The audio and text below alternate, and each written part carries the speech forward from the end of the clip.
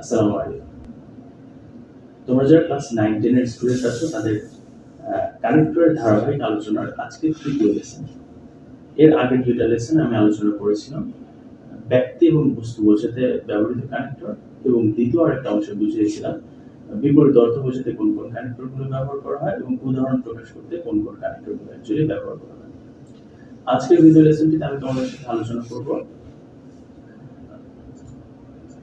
সংযোগ করতে কোন কোন কানেক্টরগুলো ব্যবহার করা বা সংযোজন বোঝাতে কোন কোন কানেক্টরগুলো ব্যবহার করা হয়। অর্থাৎ কখনো কখনো একটা সেন্টেন্সের সাথে আরেকটা সেন্টেন্সকে আমরা কানেক্ট করতে চাই বা সংযোগ করতে চাই, বা একটা ইনফরমেশনের সাথে আরেকটা ইনফরমেশনকে বা একটা ওয়ার্ডের সাথে আরেকটা ওয়ার্ডকে আমরা সংযোগ করতে চাই। তো সেটার ক্ষেত্রে যে কানেক্টরগুলো ব্যবহার করা হয়,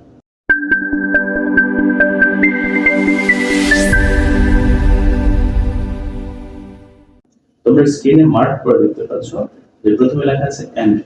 খুবই কমন, বহুল ব্যবহৃত এবং তোমরা সবাই এটা জানো। সেটা হচ্ছে এন্ড। এন্ড অর্থ এবং। আমি একটা এক্সাম্পল দিয়েছি, যদিও তোমরা সবাই জানো। এটা লেখা আছে today I have bought many books. আজকে আমি অনেক বই কিনেছি এন্ড সাম পেন্স, এবং কিছু কলম কিনেছি।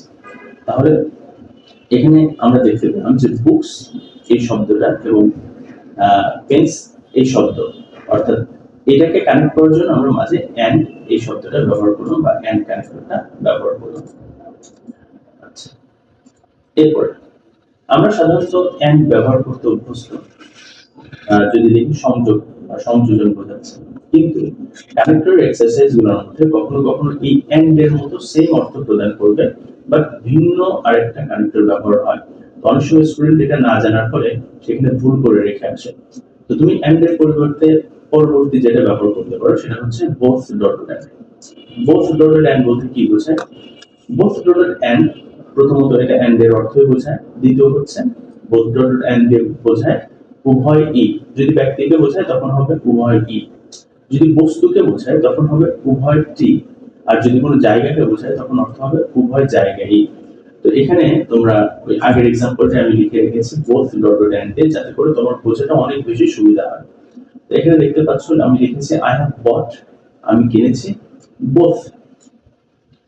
বোথ দিয়ে আমি উভয় টি কে বোঝাচ্ছি। I have bought both many books and some pens.